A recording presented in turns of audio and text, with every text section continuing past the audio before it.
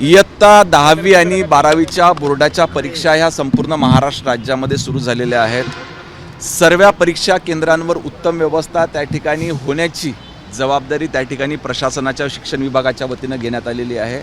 विविध केंद्रांवरती सर्व सोयी सुविधा उपलब्ध आहेत की नाही, विद्यार्थ्यांना काही गैरसोयी तर होत नाही, ह्या पद्धतीची पाहणी शिक्षण विभागाच्या माध्यमातून करण्यात येते।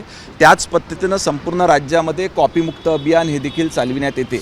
याची पाहणी करण्याकरिता मागच्या वेळेस साधारणतः नाशिक विभागामध्ये पाहणी केली होती, यावेळेस नागपूर विभागातल्या काही शाळांमध्ये पाहण्यात ते सुरू आहेत। सर, नवीनच प्रकार समोर आला आहे। व्हॉट्सअपचे ग्रुप करून कुठेतरी प्रश्न पेपर फुटले जात आहे, पेपर सुरू होण्याच्या 1 तास पूर्वी फुटले जातात, हे किती गंभीर आहे सर? काल एक घटना नागपूरमधल्या एका शाळेत ती उघडकीस झालेली आहे। त्या संदर्भात सतर्क असलेला पर्यवेक्षक त्याच्यामुळे ही घटना समोर आली। तातडीने त्याच्यावरती शिक्षण विभागाच्या माध्यमातून कार्यवाही करण्यात आलेली आहे। इव्हन सदर पोलीस स्टेशनमध्ये गुन्हा देखील दाखल करण्यात आलेला आहे। समाजामध्ये ज्या पद्धतीच्या चांगल्या प्रवृत्ती असतात त्याच पद्धतीच्या काही वाईट प्रवृत्ती देखील असतात, याच्यावरती आळा घालण्याकरिता आम्ही त्या ठिकाणी सदर पोलीस स्टेशनला तक्रार देखील दाखल केलेली आहे। राज्यभर रॅकेट असण्याची शक्यता आहे। चौकशीचे आदेश देणार आहे का, चौकशी होणार आहे का? ह्या संपूर्ण प्रकरणामध्ये अशा पद्धतीच्या घटना ज्या ज्या ठिकाणी घडल्या असतील किंवा घडतील याच्यावर बारीक लक्ष हे शालेय शिक्षण विभाग त्याच पद्धतीचं गृह विभागाचं देखील आहे। त्याच्यामुळे कोणीही यातून सुटला त्या ठिकाणी जाणार नाही। एक मधातल्या काळामध्ये बीडची घटना समोर आली होती, त्या ठिकाणी देखील कार्यवाही करण्यात आलेली होती। काल परवा एक संभाजीनगरचं प्रकरण त्या ठिकाणी समोर आलं, त्या ठिकाणी देखील चौकशीचे आदेश देण्यात आलेले आहे। एका ठिकाणी जवळजवळ 24 लोकांना निलंबित देखील त्या ठिकाणी करण्यात आले। संभाजीनगर चौकशी करून अहवाल मागितलाय। निश्चितपणे त्या शाळेमध्ये गुन्हा दाखल करण्यात आलेला आहे। शिक्षण विभागाला सूचना देण्यात आलेल्या आहे, दुपारपर्यंत त्याचा देखील विस्तृत अहवाल त्या ठिकाणी प्राप्त होईल। सर, संभाजीनगरमध्ये सुद्धा अशाच पद्धतीनं खरं तर खिडक्यांमधून कॉप्या पुरवताना आहे, लोकांना सर्रास दिसत आहे, उघडपणे सुरू आहे। तो सोशल मीडियावर व्हायरल झालेला व्हिडिओ त्याची सत्यता त्या ठिकाणी तपासण्यात येत आहे। जर का त्याच्यामध्ये सत्यता आढळली तर निश्चितपणे त्या ठिकाणी देखील कार्यवाही करण्यात येईल। मंत्री म्हणून स्वतः परीक्षा केंद्रावर आले, पाहणी केली, महाराष्ट्रभर कॉपीमुक्त अभियान एकीकडे राबवलं जात आहे, दुसरीकडे तुमचा पाहणी दौरा कसा होता? शालेय शिक्षण विभागाच्या वतीनं संपूर्ण महाराष्ट्रामध्ये त्या ठिकाणी चांगल्या पद्धतीच्या व्यवस्था ह्या परीक्षा राबविण्याकरिता करण्यात आलेल्या आहे। त्याची प्रत्यक्ष अंमलबजावणी फील्डवर कशी होती याच्याकरिता काही निवडक शाळांमध्ये, काही शहरी भागामध्ये आणि त्याच पद्धतीने काही ग्रामीण भागामध्ये याची पाहणी करण्यात येते आहे। नाही, त्या ठिकाणी गुन्हा देखील दाखल करण्यात आलेला आहे। सखोल चौकशी त्या ठिकाणी सुरू आहे।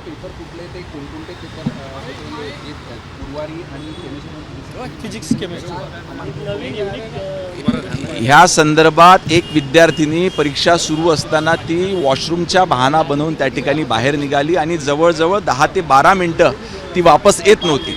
ही गोष्ट आमच्या परीक्षा पर्यवेक्षकाच्या लक्षात आलं, त्यांनी तातडीनं त्या ठिकाणी चौकशी केली।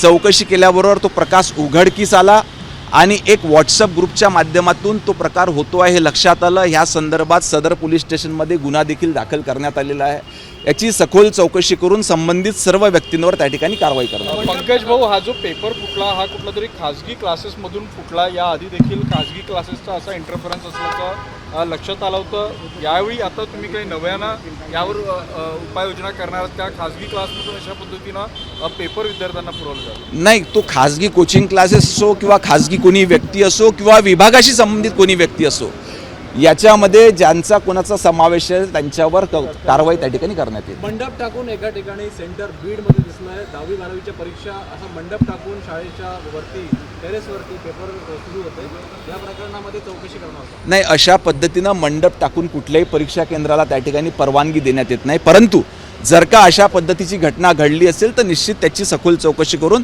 त्या परीक्षा केंद्रावर देखील कार्यवाही करण्यात येईल। नागपूरमध्ये काल एक शिक्षकावरती हल्ला झाला, अल्पसंख्याक शाळा होती ती दर्जाप्राप्त, दोन्ही वर्जन वेगवेगळे आहे। मुख्याध्यापकांचं म्हणणं वेगळं आहे, अल्पसंख्याक टीचरचं म्हणणं असं आहे की पैसे मागत होते 30,000 रुपये महिना, ते पैसे देणं बंद केलं, त्यामुळे हल्ला झाला। मुख्याध्यापकाचं म्हणणं आहे की वादावादी झाली, पडला, चौकशी करणार का?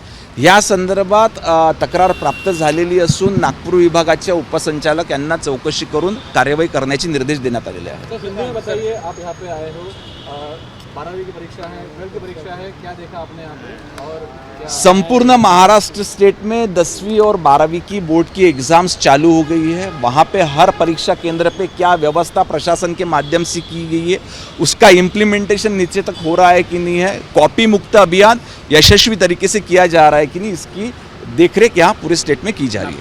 कॉपी केस के ऊपर गुना दाखिल हुआ है, क्या वो मामला है उसके बारे में जानेंगे। व्हाट्सएप का यूज है, पेपर पहले 1 घंटे पहले परीक्षा को मिले। नागपुर शहर के एक परीक्षा केंद्र पे एक लड़की पेपर छुड़ाते वक्त वॉशरूम के बहाने से बाहर गई और 10 से 12 मिनट वो वापस नहीं आई, इसलिए वहाँ पे जो इंचार्ज थे, जो सुपरवाइज़र थे, उन्होंने तुरंत उस पर एक्शन लिया। इस मामले में सदर पुलिस स्टेशन में गुनाह भी दाखिल करने में आया हुआ है।